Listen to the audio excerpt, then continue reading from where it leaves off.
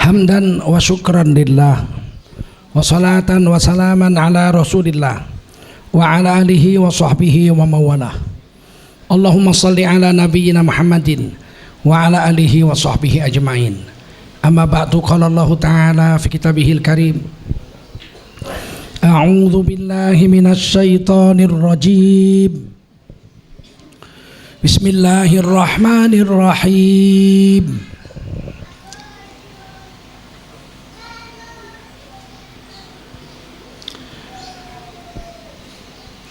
Qul innani hadani rabbi ila siratim mustaqim dinan qiyaman millata Ibrahim hanifa wa ma kana minal musyrikin. Qul inna salati wa nusuki wa mahyaya wa mamati lillahi rabbil alamin la syarika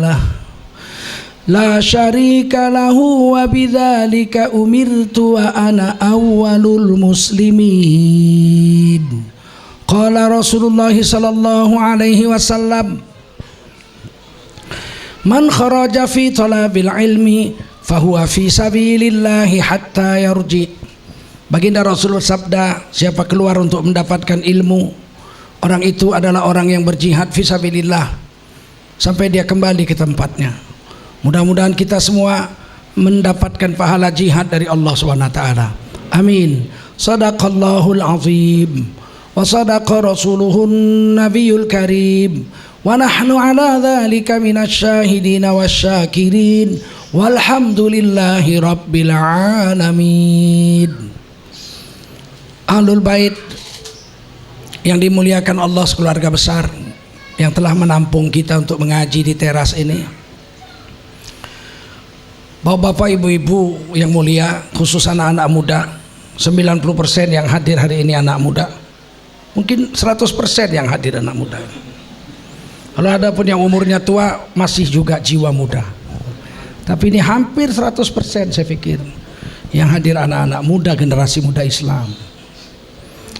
Saya perhatikan dalam 12 tahun ini, kalau saya umroh, setiap tahun saya umroh alhamdulillah, dan gak pernah pakai uang negara saya. Alhamdulillah saya belum kecipratan remah-remah rezim ini walau sebutir nasi. Enggak. Difitnah saya katanya dapat duit menjilat Prabowo. Keringetnya aja saya nggak pernah makan. Itu penghinaan terhadap tokoh-tokoh Islam, pejuang-pejuang kita hari ini. 12 tahun ini kalau saya pergi umroh, saya lihat 70% rata-rata yang pergi umroh itu anak-anak muda. Kalau saya masuk masjid sholat 5 waktu, 60-70% isinya anak-anak muda sholat berjemaah. Hari ini ngaji juga hampir semua anak muda. Kalau anak-anak muda Indonesia sudah mulai terlibat dalam urusan agama,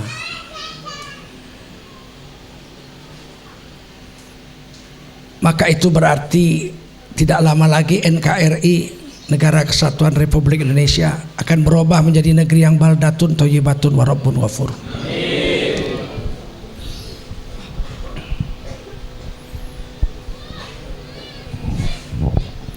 Dulu kalau naik bus, saya naik bus, kadang-kadang saya naik bus pergi kursus atau studi dengan teman-teman, kadang-kadang malas naik sepeda motor, saya naik bus. Itu yang berdiri-berdiri itu ngobrol-ngobrol. Sekarang saya lihat naik bus, naik kereta, yang berdiri-berdiri itu pegang Quran. Itu satu perubahan yang luar biasa.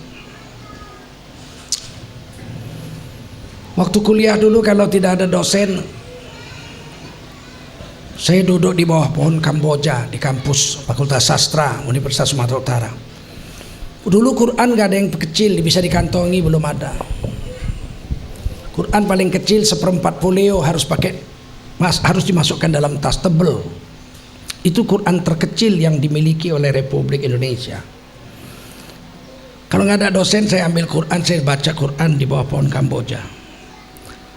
Satu fakultas sastra itu saya sendiri yang seperti itu.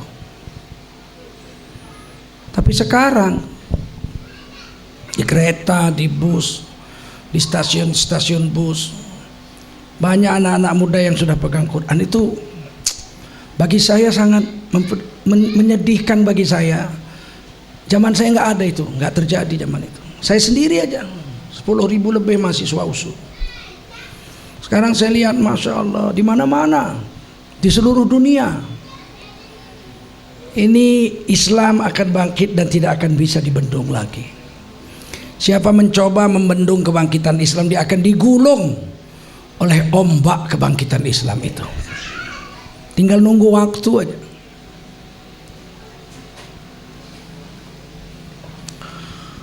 Wajiblah kita bersyukur pada Allah SWT. Salawat dan salam kita sampaikan untuk baginda Rasulullah SAW. Ketika Indonesia merdeka, negeri Indonesia bukan negeri primitif, bukan negeri yang tidak berbudaya. Indonesia ini negara kuno. Bahkan kalau menurut teori artefak, tulang-tulang tengkorak-tengkorak manusia kuno itu adanya di sini, di Indonesia. Pithecanthropus erectus, Palaeojavanicus itu lebih tua dari Homo pekinensis, lebih tua daripada tengkorak-tengkorak manusia yang ditemukan di Peking, Cina sana.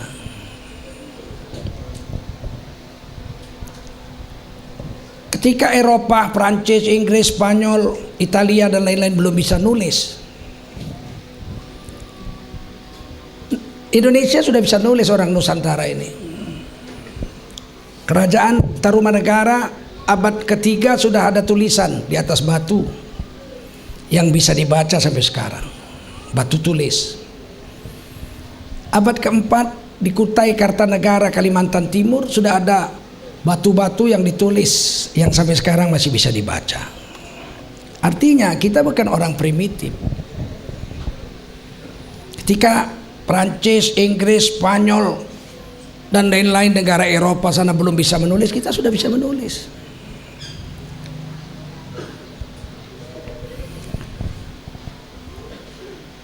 Ketika Belanda datang sini, kita sudah negeri yang maju. Ada 200 kerajaan Islam di Nusantara.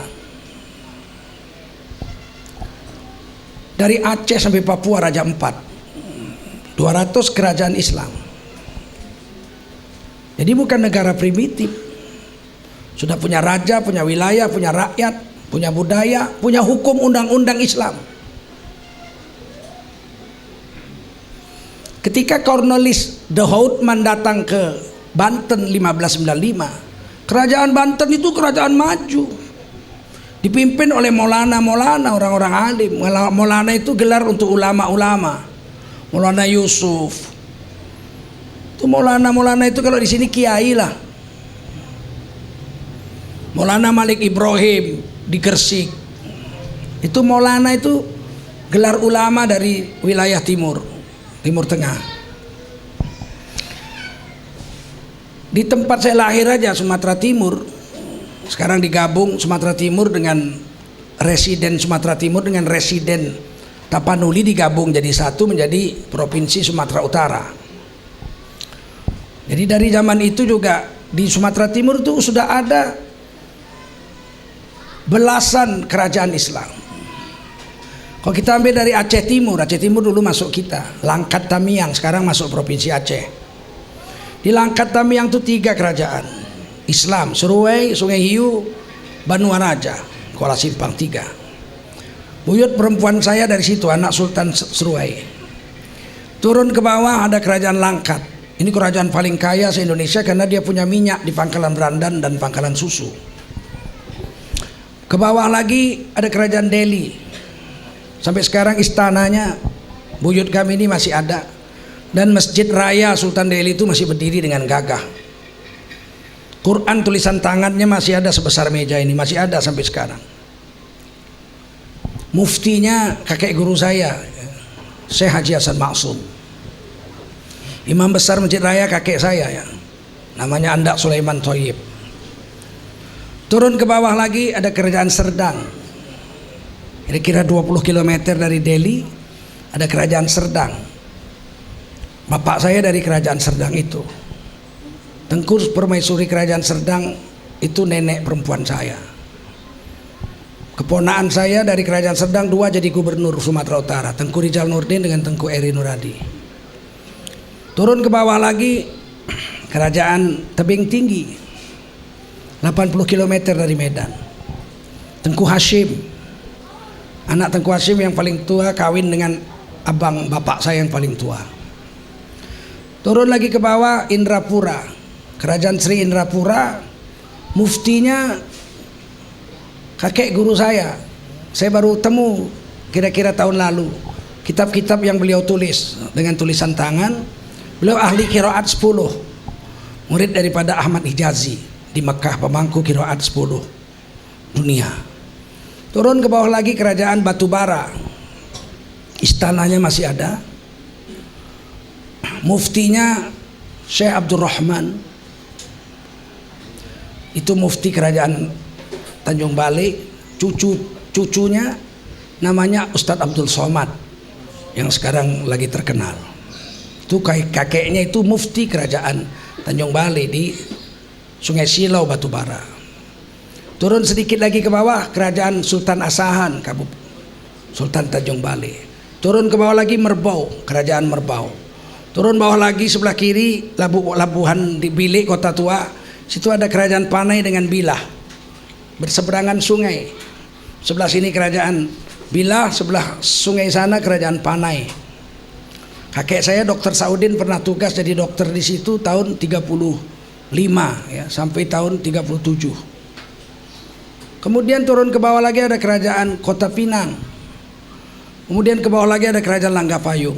Kerajaan Langgapayung ini anaknya pernah jadi ketua DPRD Sumatera Utara, Mayor Jenderal Raja Shahnan. Itu Sumatera Timur aja itu. Berapa puluh kerajaan Islam di situ. Di Jogja ada kerajaan Islam, kerajaan Mataram Islam. Sebelumnya ada kerajaan Mataram Hindu. Kemudian menjadi kerajaan Mataram Islam. Kerajaan Mataram Hindu itu rajanya namanya Dharma Wangsa. Sedang pesta mengawinkan anak perempuannya dengan Raja Bali namanya Erlangga. Erlangga mau turun dari atas bukit, Gunung Merapi meletus, meletusnya nggak bunyi. Maka seluruh kerajaan Dharma Wangsa itu terkubur di bawah tanah, hilang tanpa bekas. Sejarah mencatat kerajaan Mataram Hindu itu pralaya, kiamat sebelum terjadinya kiamat yang sebenarnya. Pralaya itu kiamat. Berganti dengan kerajaan Mataram Islam. Sultan Jogja yang pertama itu mendapat pengangkatan resmi dari khilafah Islam di Mekah. Khalifah Islam memberikan dua tanda mata untuk melantik beliau. Pertama adalah bendera hitam bertulisan La ilaha illallah diambil dari robekan kelambu Ka'bah, kiswah namanya. Dan Muhammadun Rasulullah ditulis dengan kain berwarna hijau. Sampai sekarang masih disimpan. Ini menjadi rahasia ribuan tahun, ratusan tahun. Disimpan rahasia ini oleh penulis-penulis anti-Islam dan penjajah Belanda. Untung Kongres Umat Islam tahun 2015 diadakan di Jogja. Sultan Jogja yang sekarang Kanjeng Sultan Sri Sultan Hamengkubuwono X membacakan sejarahnya bahwa kerajaan Mataram Yogyakarta ini, Raja Mataram yang pertama itu dilantik oleh Khalifah Islam dengan diberikan dua bendera hitam, kelambu Ka'bah dan hijau. Sekarang kok sama sebutan khilafah kok antinya bukan main. Katanya kita mau ngerampok itu. Gus Nuril bilang kita katanya mau ngerampok. Baru saya dengar tadi malam. Gus Nuril bilang kita ini udah Islam Nusantara. Tiba-tiba datang orang bengak-bengok mau ngerampok. Kalau rumah kita mau ngerampok, dirampok pasti kita ngelawan. Ngerampok apa? Sultan Jogja yang pertama itu dilantik oleh Khalifah Islam. Supaya pinter suruh pangkas itu rambutnya itu biar agak pinter dikit.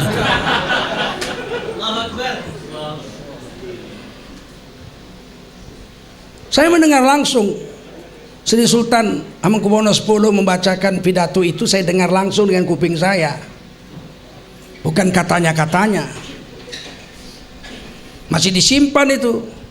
Bendera la ilaha illallah dengan kain hitam, dengan Muhammadun Rasulullah dengan kain hijau itu masih disimpan Kanjeng Sri Sultan. Tentu saya lebih percaya sama Sri Sultan Hamengkubuwono X daripada Gus Nuril, betul?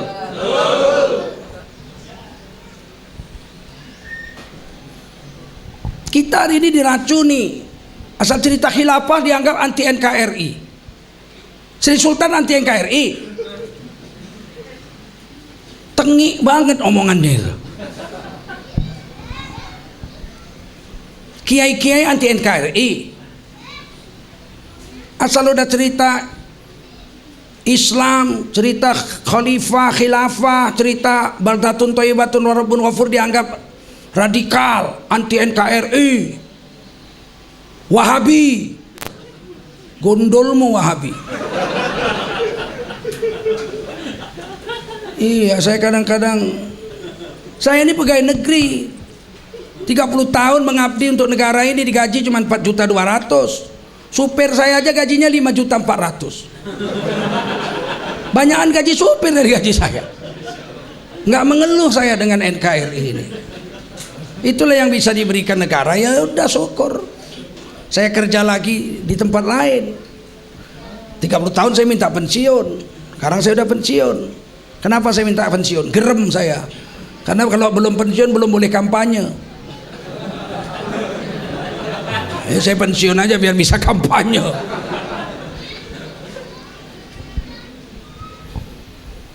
...200 kerajaan Islam se-Indonesia berperang melawan Belanda itu semuanya orang Islam. Trunojoyo orang Islam, Untung Suropati orang soleh, penasehatnya Kiai Embun. Pangeran Diponegoro penasehatnya Kiai Mojo.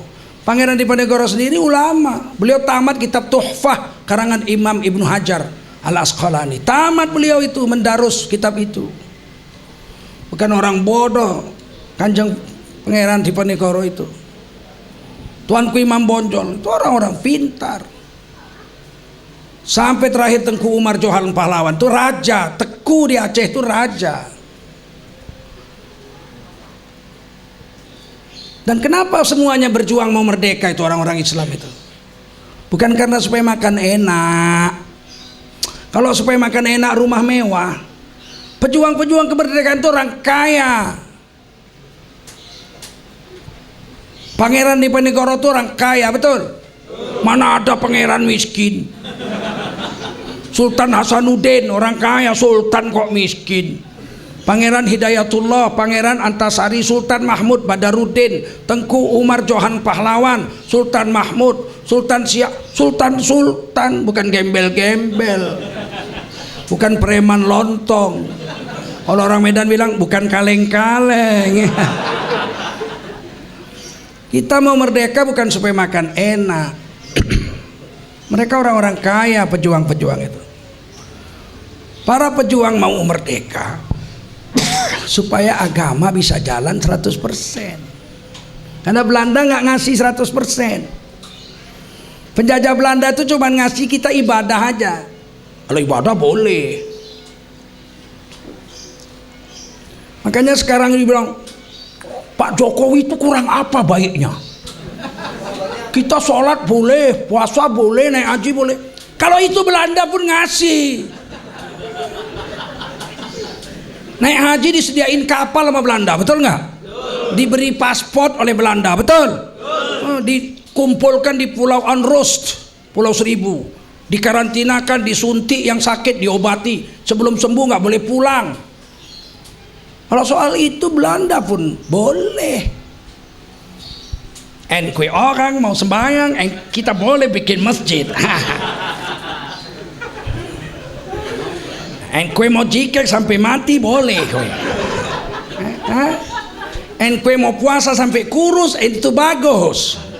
And kue mau naik haji itu bagus. Tapi kue jangan urus-urus ekonomi. And kue jadi kuli saja sampai mampus ya. Begitu kita mulai urus ekonomi jadi orang kaya, kita dipitnah, kita dibunuh. Yang dibolehkan kaya zaman Belanda itu orang Cina dengan orang-orang India.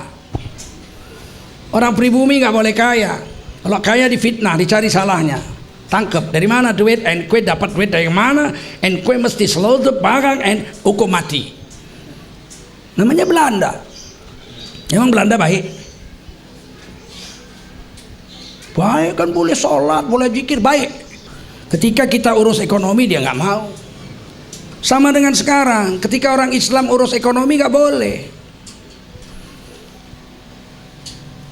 Ketua Masyumi Majelis Syuro Indonesia,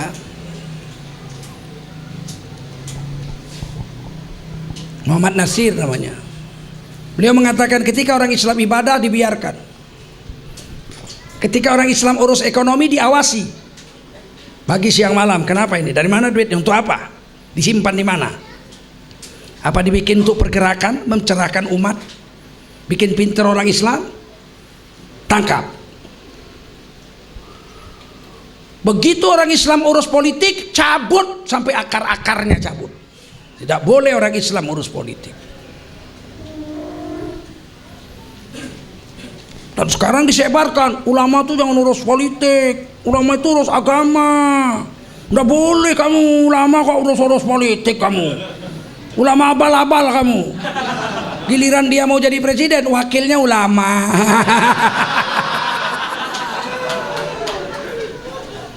Persis kayak Belanda. And kue orang jangan begitu, and itu tidak bagus.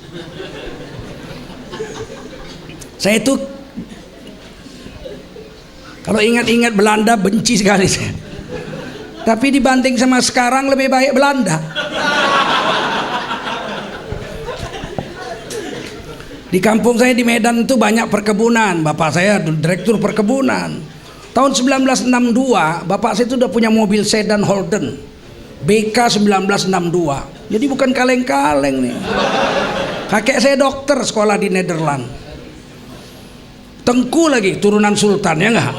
Ini bukan kaleng-kaleng. Ngomong gini bukan karena lapar, baru makan gudeg tadi.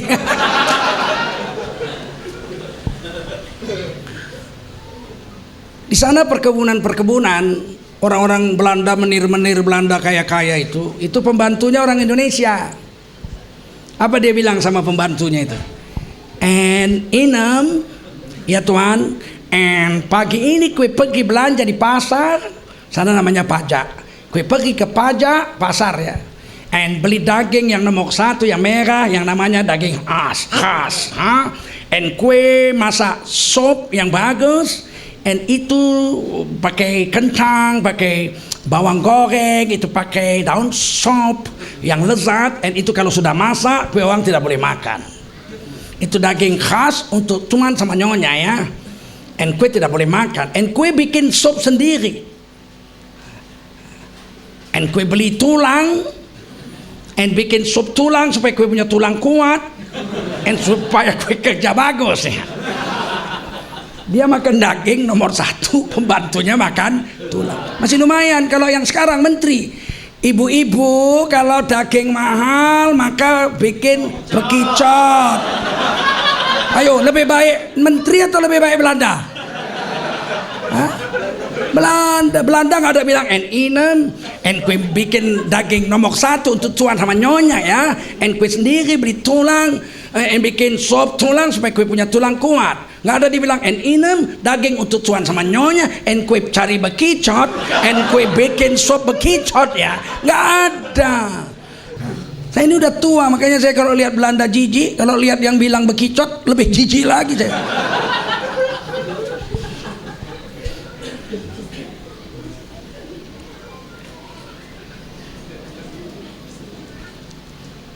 Masyumi didirikan oleh Yai Hashim Ash'ari tanggal 7 sampai 9 September 1945. Jadi 3 minggu setelah Indonesia merdeka.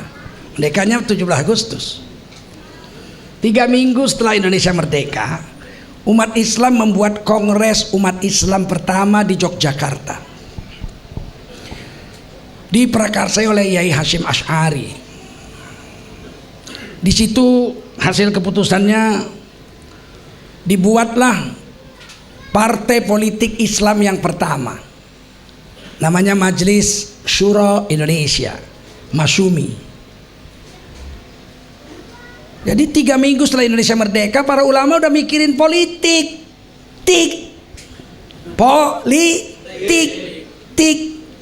Udah dipikirin.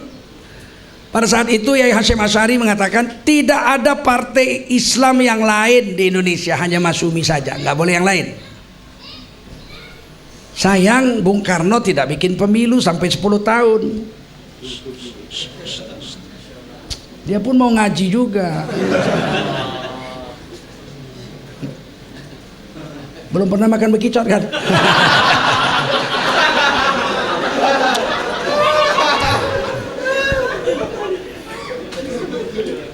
Jadi Bung Karno baru buat pemilu itu tahun 1955. 10 tahun setelah Indonesia merdeka. Padahal umat Islam, ulama-ulama sudah membuat partai Islam satu-satunya, Masyumi.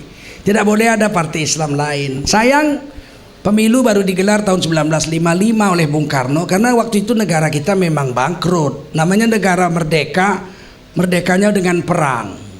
Perang kan menghabiskan uang banyak. Nah, ketika hampir terjadi pemilu 1955, hampir terjadi, tiba-tiba Bung Karno naik haji dengan tokoh-tokoh PKI. PKI naik haji juga.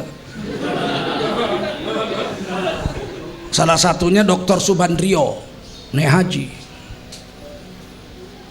Belakangan ketangkep PKI, diadili di pengadilan militer, ditanya sama hakim, PKI, kamu PKI? Oh, maaf Tuan Hakim, saya orang Islam, saya sudah haji. Kamu sudah haji? Sudah, saya sudah haji bersama Bung Karno. Kamu sembahyang? Oh, saya sembahyang. Sembahyang subuh berapa rakaat? 6. Dasar PKI. Naik hajilah Bung Karno dengan tokoh-tokoh PKI seperti Subandrio ikut naik haji. Pada saat itu ulama-ulama NU ikut naik haji. Entah apalah lobi Bung Karno di sana. Tiba-tiba pulang dari naik haji, NU keluar dari Masyumi dan membuat partai politik sendiri namanya Partai Nahdlatul Ulama. Masyumi ditinggalkan. Dan pada pemilu 55 itu Masyumi dapat 58 kursi konstituante MPR bersama dengan PNI, Partai Nasionalis Indonesia milik Bung Karno, itu sama-sama 58 kursi. Kemudian pemenang ketiga Partai Nahdlatul Ulama, Partai NU. Singkatnya Partai NU, jangan PANU. Menghina itu nggak boleh, saya nggak suka. Partai NU, karena banyak kiai-kiai kita di situ, menang 30 kursi. Dan Partai PKI di bawah pimpinan DN Aidit dengan sekjennya Nyoto berhasil merebut 28 kursi. Jadi inilah 4 besar pemenang pemilu 55. PNI 58 kursi, Masyumi 58 kursi, PKI 28 kursi, Partai NU 30 kursi. Mereka bersidang untuk membuat Undang-Undang Dasar Republik Indonesia yang baru. Karena Undang-Undang Dasar 1945 itu Undang-Undang Dasar untuk sementara waktu. Dibuat oleh 9 orang panitia persiapan kemerdekaan Indonesia, diumumkan tanggal 18 Agustus sehari setelah merdeka, sampai dibuat pemilu, MPR atau konstituante yang akan membuat undang-undang dasar baru. Jadi nggak sakral sekarang cerita undang-undang dasar 45 diperbaiki, wah dianggap pengkhianat negara. Padahal udah 4 kali diamandemen juga itu. Yang amandemen aman-aman aja tuh. Giliran orang cerita kita akan buat yang baik, dibilang anti NKRI, tangkep. Ini negara demokrasi apa negara penjajahan ini? Kita udah merdeka apa belum? Belum? Udah 17 Agustus. Cuman penguasa-penguasanya ini kadang-kadang bikin jengkel. Makanya nggak kupilih kemarin. Apa yang terjadi? Tidak pernah berhasil membuat undang-undang karena tidak ada suara mayoritas. Seandainya waktu itu NU dengan Masyumi nggak pecah, NU tetap di Masyumi, kita dapat 78 kursi. 80 ya? 50 tambah 30, 58 tambah 30, 88 kursi, kita mayoritas. Tapi nggak bisa karena pecah 30 masuk NU. Sehingga undang-undang dasar tidak pernah bisa dibuat. Masyumi membuat draft Undang-Undang Dasar Negara Islam Indonesia. Saya punya draftnya, rapi disimpan oleh bapak mertua saya. Bapak mertua saya itu master tamatan Wellington, ya, dosen di Universitas Islam Sumatera Utara, ngajar linguistik Inggris, master bahasa Inggris dari Selandia Baru, tapi kuliah itu ngajar pakai sarung. Pakai sarung, pakai peci, pakai baju koko, ngajar bahasa Inggris, pandai bahasa Inggris, pandai bahasa Jerman, pandai bahasa Jepang, pandai baca Rusia, kayak sarung. Dosennya Miss Susan namanya, jatuh cinta sampai dikejar ke Sumatera Utara, tinggal di rumah bapak mertua saya 1 bulan, minta dikawini padahal istrinya ada. Hebat juga tuh perempuan bule nekat. Tapi mertua saya hebat, gak mau memadu istrinya sampai mati. Akhirnya Susan patah hati pulang kembali ke negerinya Selandia Baru. Saya tanya istri saya, cantik nggak? Cantik katanya. Berarti mamamu lebih cantik. Akhirnya 5 Juli 1959 Bung Karno membubarkan konstituante. Nggak boleh MPR dibubarkan presiden. Boleh nggak? Bung Karno membubarkan konstituante dengan dekret 5 Juli 1959. Bubar semua. Padahal konstituante masih punya waktu setahun lagi sampai tahun 1960 kan 1955 pemilunya. Dibubarkan oleh Bung Karno. Bung Karno mengeluarkan keputusan kembali ke Undang-Undang Dasar 1945. Versi yang mana? Versi 18 Agustus. Sekarang sudah beredar cerita kembali ke Undang-Undang Dasar 45, kembali ke Pancasila 1 Juni, kembali ke Pancasila 1 Juni, kembali ke Pancasila 1 Juni. Pancasila yang ada di Undang-Undang Dasar itu bukan Pancasila 1 Juni versi Bung Karno, itu Pancasila versi Undang-Undang Dasar 1945 yang diresmikan pada 18 Agustus 1945. Kenapa gencar mengembalikan Pancasila 1 Juni 1 Juni? Saya baca Pancasila 1 Juni tidak sama dengan Pancasila yang sekarang. Pancasila 1 Juni 1. Internasionalisme, 5. Ketuhanan dan kebudayaan. Kan ketuhanan yang Maha Esa, ketuhanan dan kebudayaan. Meskipun DPR tidak bersidang mengembalikan Pancasila 1 Juni, ketuhanan dan kebudayaan, tapi dalam kenyataan perjuangan mereka telah berhasil dan kita nggak sadar bahwa kita udah kalah selangkah. 120.000 aliran kepercayaan. Berapa orang? 120.000. Tercatat selama 72 tahun merdeka di Dirjen Kebudayaan, Kementerian Pendidikan dan Kebudayaan. 120.000 orang. Mereka menuntut ke Mahkamah Konstitusi 9 hakim supaya mereka itu ditulis aliran kepercayaan sebagai agama, setara dengan agama di KTP. Selama ini mereka diurus, jangan bilang nggak diurus negara, boleh kawin kok, ada KTP-nya juga. Tapi diurus agamanya itu dimasukkan dalam kebudayaan, sebab dia bukan agama. Tiba-tiba mereka maju ke Mahkamah Konstitusi minta disamakan dengan agama. Majelis Ulama Indonesia menulis surat resmi sidang, saya ikut sidang, karena saya wakil sekjen. Ditulislah ke Mahkamah Konstitusi, ke Presiden, ke Mendagri, ke DPR, ke MPR, juga ditulis ke Menteri Agama bahwa kita Majelis Ulama Indonesia dan 60 ormas Islam keberatan karena agama tidak sama dengan kebudayaan. Aliran kepercayaan itu bukan agama. Dia pertama, kalau agama itu ada 3 minimal. Pertama ada nabi, aliran kepercayaan nggak punya nabi. Kedua ada kitab suci, kita punya kitab suci, aliran kepercayaan tidak punya kitab suci. Yang ketiga ada syariat, ada pelaksanaan cara sembahyang, cara makan, cara kawin. Mereka nggak ada. Oleh karena itu mereka bukan agama, mereka budaya. Apa yang terjadi? 9 mahkamah konstitusi, 9 hakim, lebih banyak Islamnya pula dari yang nggak Islam, memutuskan bahwa aliran kepercayaan setara dengan agama dan sekarang masuk KTP. Ini suatu hal yang sangat menampar kami para ulama, sebab surat itu resmi ditandatangani oleh Ketua Umum waktu itu Kiai Haji Ma'ruf Amin dengan Buya Anwar Abbas, Ketua Sekretaris Jenderalnya. Nggak didengar. Jadi gerakan mereka bilang kembali ke Pancasila 1 Juni sudah berhasil, meskipun belum secara de facto diteken, de jure belum diteken oleh MPR DPR, tapi kenyataan mereka sudah menang selangkah.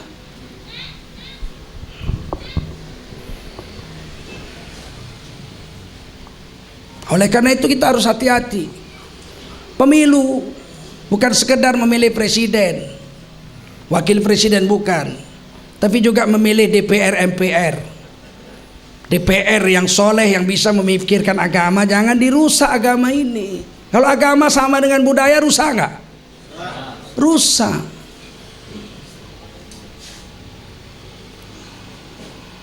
Nggak ngerti lagi saya bagaimana memperbaikinya itu. Udah terjadi. Maka Mahkamah Konstitusi di Indonesia kayak Tuhan. Kalau udah diputuskan oleh MK nggak bisa dicabut lagi sampai hari kiamat. Kira-kira begitulah. Kalau aku presiden, ku bubarkan dulu MK, ya enggak? Ngapain gaji kau 9 orang digaji kok kayak Tuhan? 9 orang kok kayak Tuhan? Kalah kekuatan DPR, MPR dibandingkan dengan kekuatan MK yang hanya 9 orang hakim.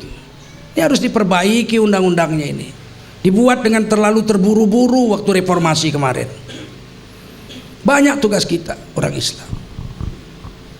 Hari ini selain kita lemah, tidak bersatu, pemikiran nggak cerdas, banyak kiai-kiai kita menganggap nggak penting itu DPR MPR itu, nggak penting itu merebut kedudukan pejabat. Saya itu termasuk dulu orang yang mengakui itu, nggak perlu, kita urus agama aja. Saya ikut jemaah tabligh sejak 88. Udah urus agama aja, nggak usah urus itu. Belakangan saya datang guru saya ke dalam mimpi saya, dimarah-marahi saya, kau diam aja kau, agama kau dirusak, kau diam-diam aja kau.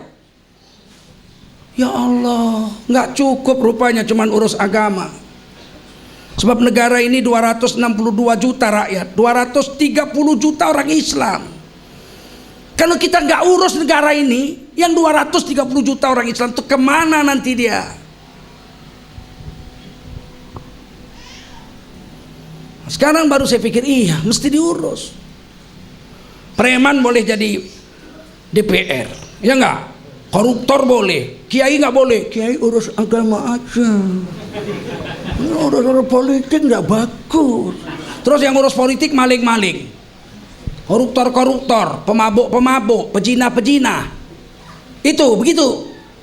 Enggak kok, orang Islam dia kok Islam tapi terima suap. Gelar SAG.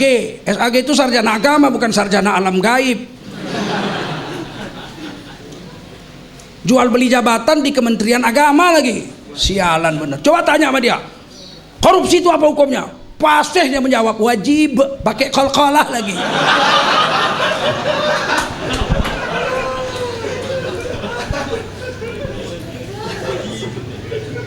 Maka perlu mendudukkan orang-orang soleh.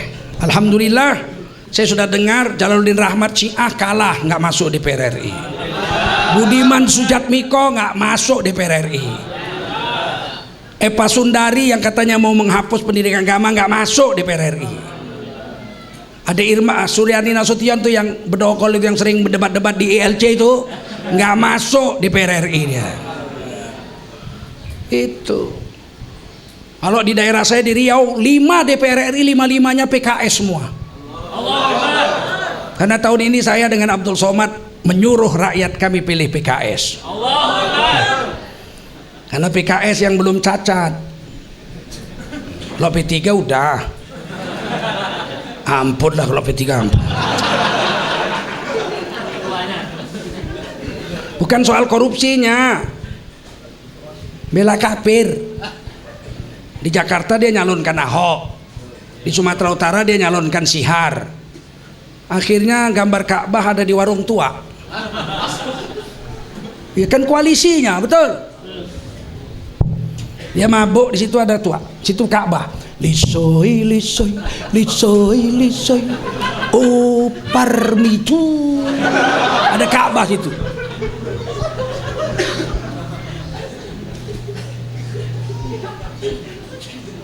Perlu dipikirkan nggak itu? Atau nggak usah kita pikirkan itu? Perlu. Kalau nggak perlu politik, nggak mungkinlah Kongres Umat Islam pertama hasilnya membuat partai Islam satu-satunya yaitu Masyumi. Nah, orang Islam ini udah politik rusak. Begitu Masyumi dengan NU kampanye, tokoh-tokoh NU waktu itu mengatakan Masyumi itu Wahabi, berbahaya bagi Islam, tidak boleh dipilih. Padahal yang mendirikannya Yai Hasyim Asy'ari. Itulah kadang-kadang jahat. Maka ketika ada video mengatakan nanti NU akan jadi fosil. Loh, kapan NU itu binatang purba? Kalau saya pengurus NU, saya tabok orang itu. Kau bilang NU fosil, tabok itu. Betul nggak? NU itu wadahnya para ulama, kebangkitan umat dan ulama di situ. Siapa yang memfitnah begitu? Kurang ajarnya bukan main itu orang. Inilah bahayanya kalau politik tidak dengan ruh Islam. Apa bedanya kalau begitu orang ulama ikut politik sama PKI ikut politik? Kalau main fitnah-fitnah.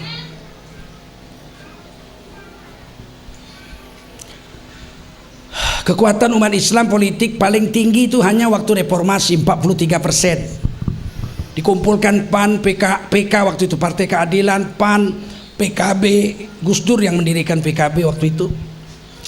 P3 dikumpulin semua PBB, cuman 43%.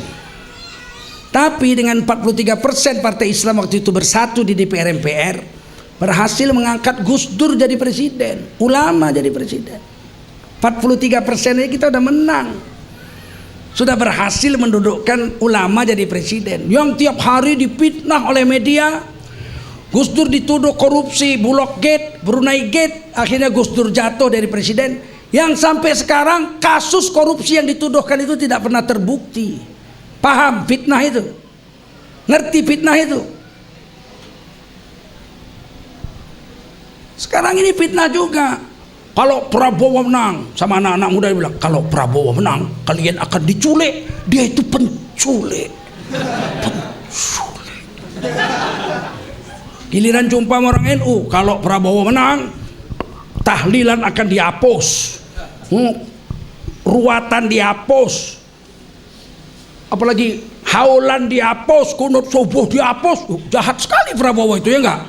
Giliran jumpa sama orang-orang Salafi, jangan pilih Prabowo, dia itu nggak sunat. Tadi mau ngapus kunut, nggak sunat, sholat juga enggak. Pokoknya jangan pilih, gitulah kira-kira. Ini kan cara jahat ini. Masakan kami ulama-ulama mau menipu umat, dibayar juga enggak, betul enggak? Kujul Konen itu menerima uang dari Prabowo, dikiranya saya orang miskin apa? Minta-minta itu dari kiamat nanti nggak punya daging, tengkorak aja, tahu? Nggak pernah saya minta seumur hidup, minta nggak mau saya. Lebih baik mati kelaparan daripada minta. Karena di akhirat orang yang minta-minta di akhirat tidak punya daging, tengkorak aja gitu. Orang satu akhirat nanti di padang mahsyar terus langsung tahu, loh, kok tengkorak tok raimu? Kowe sapa? Aku menteri mbiyen.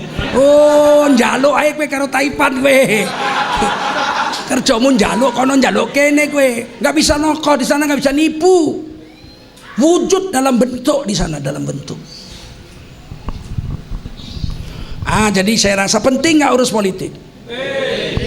Ternyata ulama-ulama kita itu begitu perang kemerdekaan fisik berakhir dengan ditangkapnya Tengku Umar, Johal Pahlawan. Itu masih ngelawan 2 tahun lagi istrinya, Cut Nyak-Din. Tahun 1907 Cut Nyak-Din ditangkap Belanda, sudah buta. Beliau pakai ijazah. Ijazah itu kami orang Aceh, kain panjang yang ditutupkan ke kepala, ditutupkan ke wajahnya, cuma nampak matanya saja. Itu ijazah namanya. Sekarang namanya cadar. Cut Nyak-Din pakai ijazah. Jadi waktu itu mau difoto setelah ditangkap tuh ijazahnya dibuka dan dia menangis tersudut-sudut tunduk begini. Nggak mau difoto nampak rambut dan wajahnya. Padahal beliau udah tua, sudah buta. Fotonya menangis gitu. Karena apa? Ijazahnya dibuka. Jadi foto yang sekarang yang pakai sanggul bunga melati itu bukan gambar nenek kita Cut Nyak-Din, itu bakul jamu itu.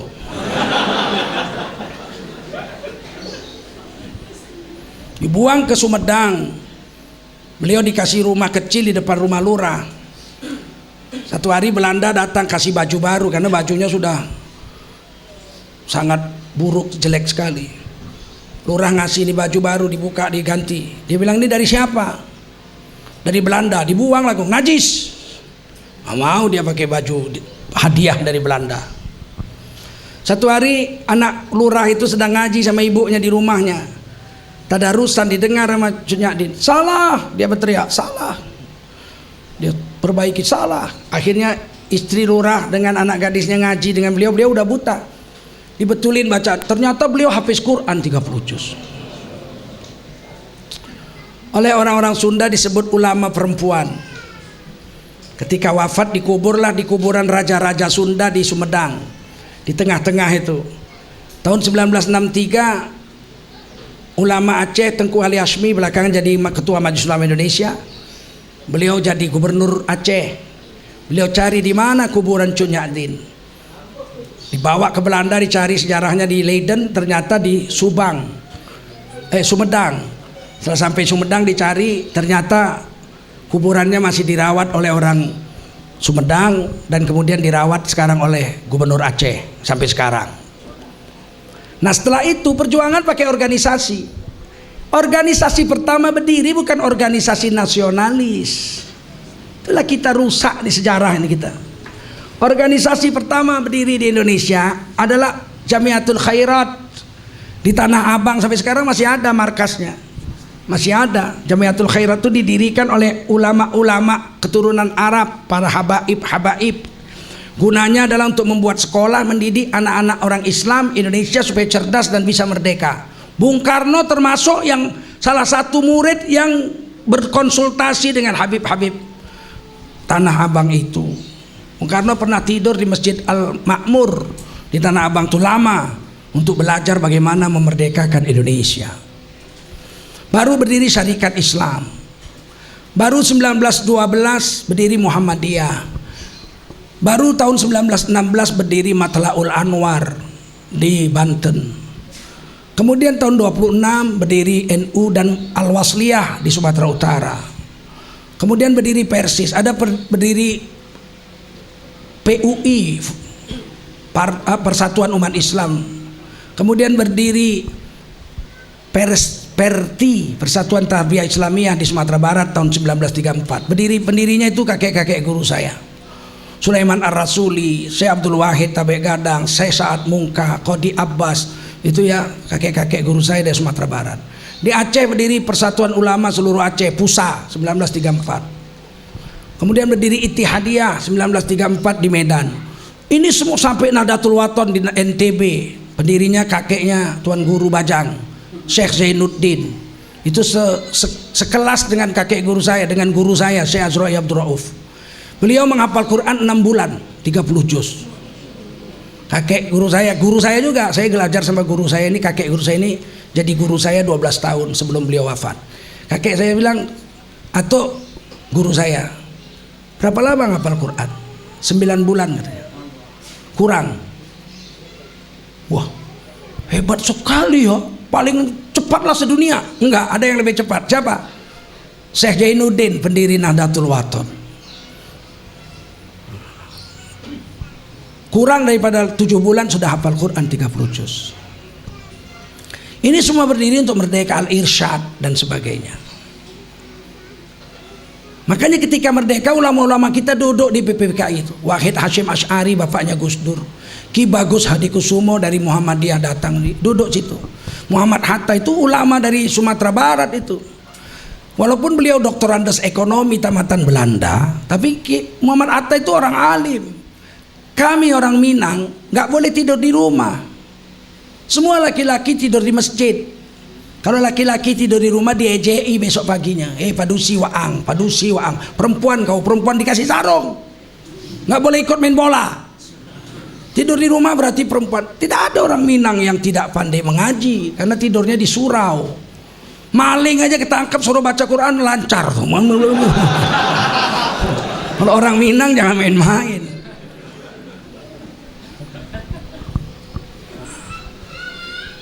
Untuk merdeka itu sudah dipikirin sama ulama-ulama kita, dibentuk organisasi-organisasi untuk merdeka. Yang hebat tahun 1944 terjadi Kongres Umat Islam Sedunia di Palestina. Waktu itu Palestina masih merdeka.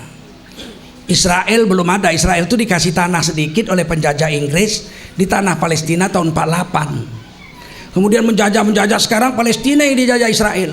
Karena Palestina ini Israel ini dibantu oleh Inggris dan Eropa dan dibantu oleh Amerika sekarang. Tahun 44 itu Mufti Palestina membuat keputusan mendukung dan mengakui kemerdekaan Republik Indonesia. Belum merdeka kita 1 tahun lagi itu tahun 44. Sudah keputusan Mufti Palestina dan seluruh dunia, Palestina mendukung dan mengakui kemerdekaan Indonesia. Sekjennya orang Jawa Tengah, namanya Kiai Haji Kahar Muzakir. Itu sekjen Kongres Umat Islam di Palestina tahun 44. Pulang dari sana Kiai Haji Kahar Muzakir jumpa dengan Ki Bagus Hadikusumo dengan Muhammad Nasir. Mereka berembuk, ayolah kita kalau mau merdeka harus buat sekolah dulu. Kalau enggak nanti negara kita merdeka yang jadi guru, yang jadi insinyur, yang jadi dokter, yang jadi pilot orang asing semua. Karena kita belum sekolah. Gimana mau menerbangkan kapal terbang kalau cuma tukang ojek? Kamu tukang ojek, ya udah bawa kapal terbang gitu. Mesti sekolah. Akhirnya 3 ulama ini mendirikan Universitas Islam Indonesia di Yogyakarta tahun 1944. Bayangin. Berdirinya Universitas Islam Indonesia itu untuk merdeka. Pendirinya itu Kahar Muzakir, Kiai Haji Ki Bagus Hadikusumo dengan Muhammad Nasir. 3. Tahun 45 kita merdeka. 7 negara pertama yang mengakui Indonesia merdeka orang Arab. Kalau kita udah proklamasi kemerdekaan, kalau dunia nggak ngakui, kita nggak jadi merdeka. Eropa nggak ada yang mau ngakui, orang Belanda mau jajah lagi kok. 10 November dia masuk lewat Surabaya. Belanda pakai pasukan kapal induknya Inggris, di belakang isinya Belanda semua. November kita merdeka, Agustus berapa bulan tuh. Tapi 7 negara Islam langsung mengakui. Siapa yang 7 itu? Pertama Mesir mengakui Indonesia merdeka. Kedua Saudi Arabia mengakui Indonesia merdeka. Ketiga Yaman. Keempat Irak. Kelima Libya. Keenam Jordania. Ketujuh Palestina. Negara Arab semua. Eropa mana mau? Kue tidak boleh merdeka. Kue mesti balik jadi jajah Belanda. Apalagi Cina, hanya 2 orang mau merdeka, tidak boleh lah. Kok sekarang bencinya sama Arab? Jadilah Islam, jangan jadi Arab. Arab itu apa? Pakai jilbab Arab, pakai kerudung Arab, pakai jenggot serban Arab. Padahal Wali Songo pakai jenggot, pakai serban, betul nggak? Saya ini bilang Tengku Zulkarnain Ustadz abal-abal, pakai serban, pakai jenggot, pakai daster. Ini daster ini. Ini daster. Astagfirullahaladzim. mudah jadi ulama. Terus saya baca tuh meme. Sekarang mudah jadi ulama. Pakai modal serban, jenggot, pakai daster, jerit-jerit Allahu Akbar, bela Prabowo, udah jadi ulama. Dia pikir ulama Islam ini bisa nyamar apa? Kalau nyamar jadi polisi bisa. Badan keker, rambut cepak, beli baju polisi, modal semprit, prit, udah. Tapi seminggu kemudian ketangkep, sebulan kemudian ketangkep. Tapi yang penting sudah sempet lah ngambil duit, kan begitu. Seminggu 2 minggu kan sempet ngambil duit. Kalau jadi ulama nggak bisa nyamar. Tes kalau nggak percaya kamu coba jadi ulama besok khutbah Jumat. Kalau nggak ama ba'du. Islam itu baru kita tahu salah satu hikmahnya kenapa Quran dan hadis pakai bahasa Arab, supaya nggak bisa nyamar. Nyamar baru mulai 1 menit udah ketahuan. Alhamdulillah, la kalau kata ila billah.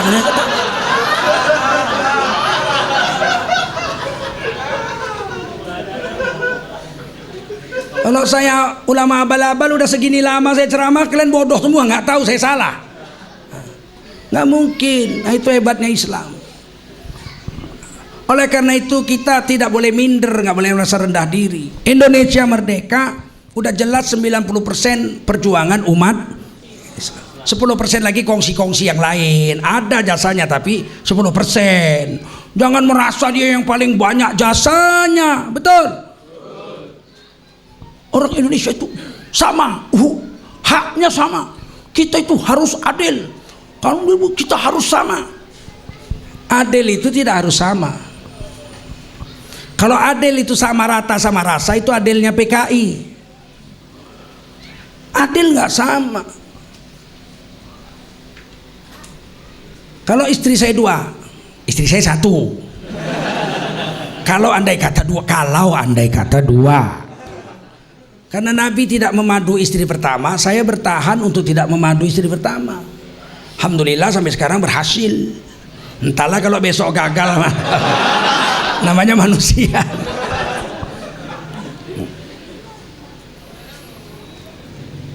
Kalau istri saya 2, istri pertama anaknya 5, istri kedua gadis saya kawini belum punya anak. Terus saya kasih belanja, istri pertama saya kasih 5 juta, anaknya 5. Istri kedua belum punya anak, saya kasih 5 juta. Sama apa enggak? Sama. Adil apa enggak? Adil enggak mesti sama. Orang Islam 88,7%, 230 juta. 10% lagi lain-lain agama 5. Tiba-tiba pembagian jatah, orang Islam dapat 100 triliun, Cina dapat 100 triliun, Katolik dapat 100 triliun, Hindu dapat 100 triliun. Sama apa enggak? Adil? Nggak adil. Itulah bedanya adil PKI sama adil Islam. Adil Islam itu serasi dan seimbang. Yang banyak dapat banyak, yang sedikit dapat sedikit. Sekarang kan nggak boleh, jangan begitu. Walaupun kami sedikit, kami mesti dapat sama banyak. Ini PKI semua ini. Kalau adil PKI sama rata sama rasa itu kayak bikin kopi. Saya kasih contoh, bikin kopi, airnya segelas, kopinya segelas, gulanya segelas. Aduklah minum kalau nggak kelolotan.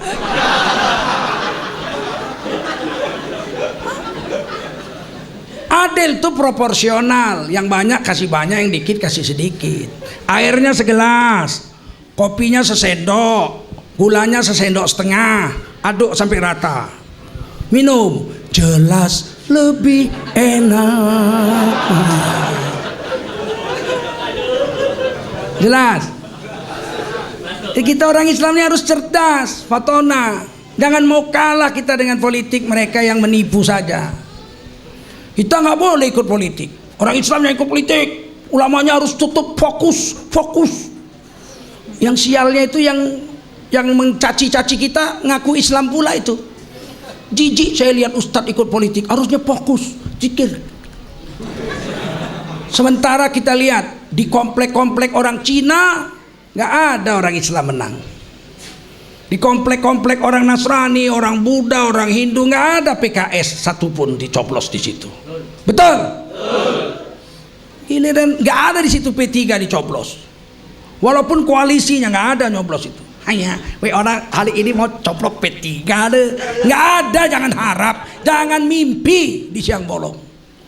Mereka fokus ikut arahan ulamanya, bulet, nggak berubah-berubah dari kemarin-kemarin. Kita diobrak-abrik mau, kan alangkah bodohnya umat Islam itu. Pokoknya saya semakin ceramah gini makin nggak boleh kemana-mana saya. Radikal nomor 2 nanti saya ini. Nggak peduli saya itu, bukan cari duit saya untuk agama ini. Oh, Tengku Zulkarnain mengharap jadi menteri agama. Kalau aku mau jadi jabatan tinggi sejak zaman Pak Harto udah dapat. Nggak mau saya jabatan, saya boleh senang jadi guru. Buat apa jadi pejabat? Istri saya udah bilang wanti-wanti, kalau abang jadi menteri saya pulang ke Medan. Kehilangan istri lah.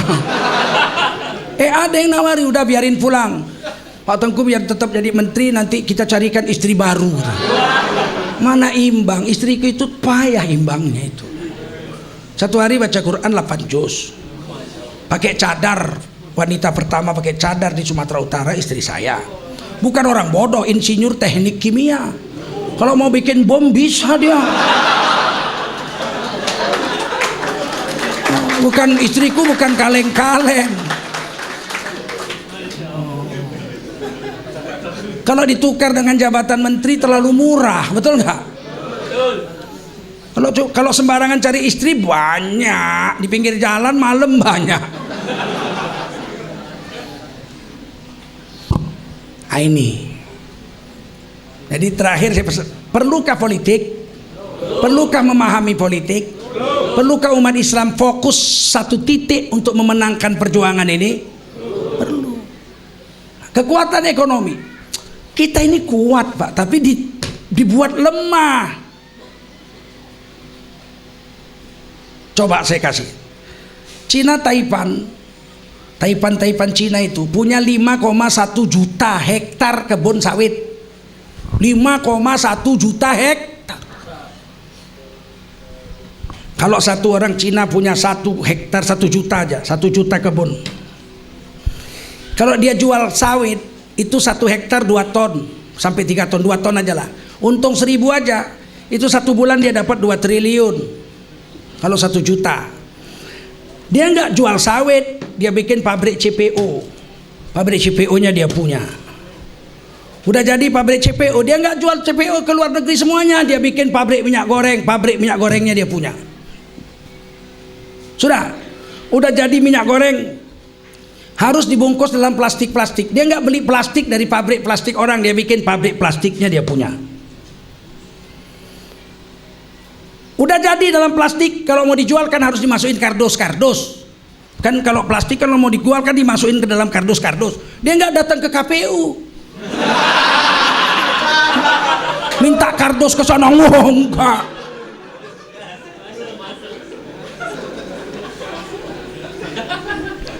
Dia bikin pabrik kardusnya sendiri. Udah masuk dalam kardus, mau diangkat ke kota pakai logistik, pakai alat angkut. Dia nggak sewa alat angkut orang milik Singodimejo, milik Wagiem, enggak. Dia bikin perusahaan logistiknya dia punya sendiri. Udah sampai kota, dia harus jual, harus ditaruh di mall. Dia nggak titip ke mall-mall orang, dia bikin mallnya dia punya sendiri. Mall hanya bisa di kota, di kampung-kampung nggak bisa mall. Dia nggak titip di warung-warung, dia bikin maret, dia punya sendiri. Sampai di pinggir hutan tempat monyet kawin ada maret. Paham kalian jahatnya mereka itu? Dari mulai tanahnya diambilnya jutaan hektar, sampai ujung tempat monyet kawin dia punya semua. Zaman Pak Harto, komisarisnya itu harus ada tentara pensiunan jenderal. Saya waktu itu menantang dengan Pak Harto itu. Kenapa harus ada tentara? Kurang duit tentara, udah kerja 30 tahun pensiun, masih jadi komisaris. Ketemu saya Pak Harto saya. Ternyata ini untuk pengawas. Sebab dia ini punya uang triliunan sebulan, betul? Kalau dia jual ke luar negeri, dia jual kemana-mana, duitnya itu harus disimpan di Republik Indonesia. Ini dia jual milik kita semua, rakyat kita, dijual ke luar negeri, duitnya disimpan di Singapura. Kalau zaman Pak Harto kan tentara terus tahu berapa masuk duit bulan ini, sekian, mana duitnya, simpan Singapura, ku tembak kepala kau nanti, bangsat kau. Begitu tentara, ya nggak? Sekarang nggak ada, sekarang komisarisnya dia semua, bendaharanya dia semua. Kita nggak tahu duit kemana. Kata Prabowo bocor 1.000 triliun setahun, kata KPK 2.000 triliun bocor. Dulu saya benci dengan kebijaksanaan Orde Baru, ternyata bagus apa enggak?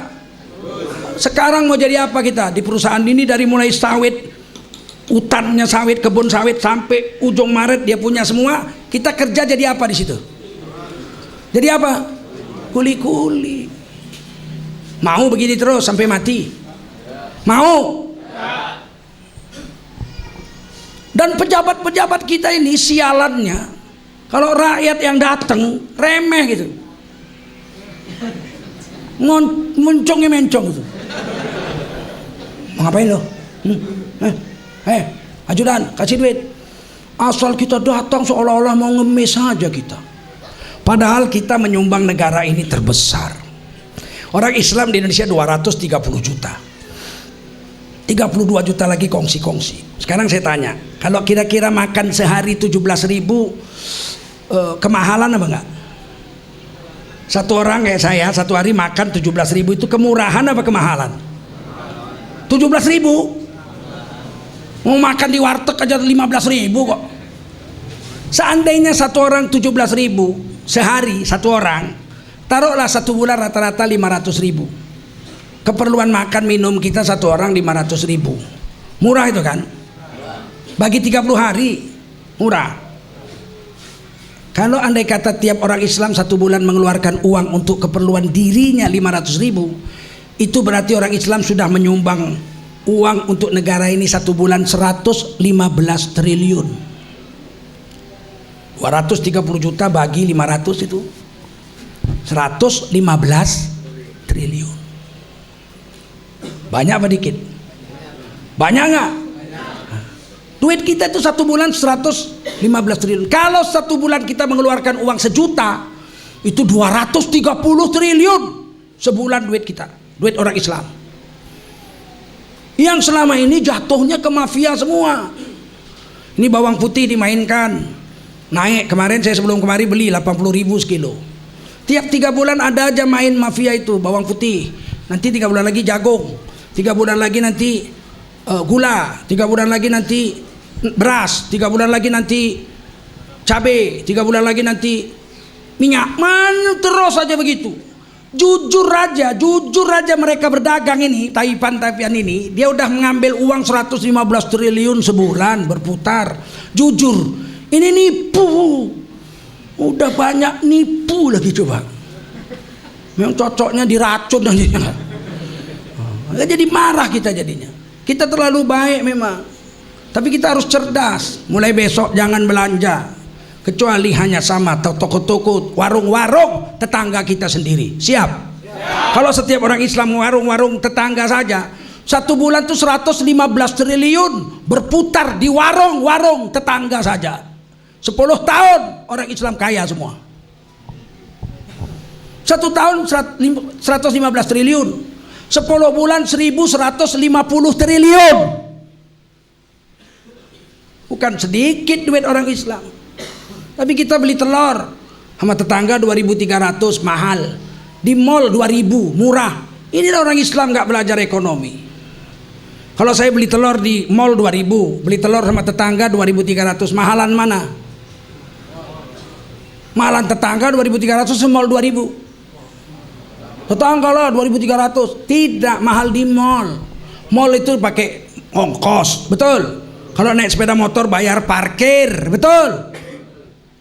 Dia pinter 2.000 tapi dicekek parkir, dicekek pajak 10%. Uang kembalian 300 perak, 400 perak, enggak ada duit 400, 300 enggak ada, diambil. Kalau 1.000 orang kali 300 perak, sehari dia ngambil uang kembalian aja 300.000. Belum lagi ngambil uang parkir. Kalau parkir 2.000 kali 1.000, 2 juta sehari itu parkir aja.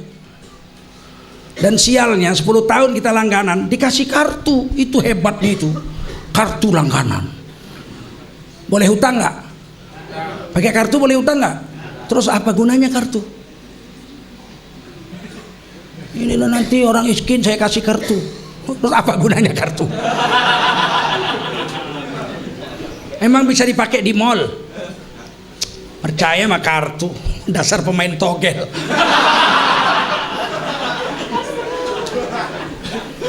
Belanja di mall tuh dikasih kartu 10 tahun jadi langganan. Pas kita mau bayar, anak kita yang kasir. Kamu nak? Iya pak, baru diterima kerja sini pak. Kau kan anak kandungku. Aku kan bapakmu. Iya. Dah, hari ini utang. Ditulis utang aja. Saya udah 10 tahun bapak jadi pegawai sini, anggota. Boleh nggak? Kalau tetangga itu hebatnya. Kita goreng nasi. Habis goreng nasi buka kulkas. Ya nggak ada telur. Buka jendela. Udin, telur 3. Telur 3 Din. Anak si Udin lari-lari. Tiki. Ini om telur 3. Kita goreng. Udah makan. Belum bayar itu. Mandi pakaian dinas, naik sepeda motor mau pergi ke kantor, singgah rumah Udin. Udin, Kang Mas, mau bayar telur berapa? 3, 6.900 Kang Mas. Di kantong ada 10.000. Rupanya istrinya tadi malam bangun. Istrinya kreatif, diambil. Dia bilang, ya Udin, duitnya rupanya udah diambil istriku. Terus ya nggak bisa bayar telur, udah tenang gampang. Abang kan tetangga, besok-besok aja dah. Utang boleh. Kadang saya tanya, murah sama tetangga apa mall? Besok belanja sama tetangga apa mall? Hoi perempuan, besok kalian belanja sama tetangga apa mall? Saya males, nggak mau saya ke mall. Mall itu dari awal berdiri saya udah nggak suka. Sebab di situ banyak perempuan-perempuan nampak udelnya. Mau dilihat berdosa, nggak dilihat menarik.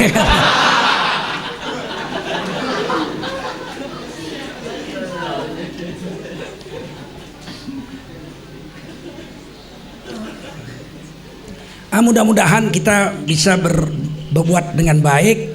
Kita rebut politik, kita rebut ekonomi dengan cara bersatu. Sebetulnya kalau bersatu Islam itu sangat hebat, betul nggak? Assalamualaikum. Bersama saling sapa TV.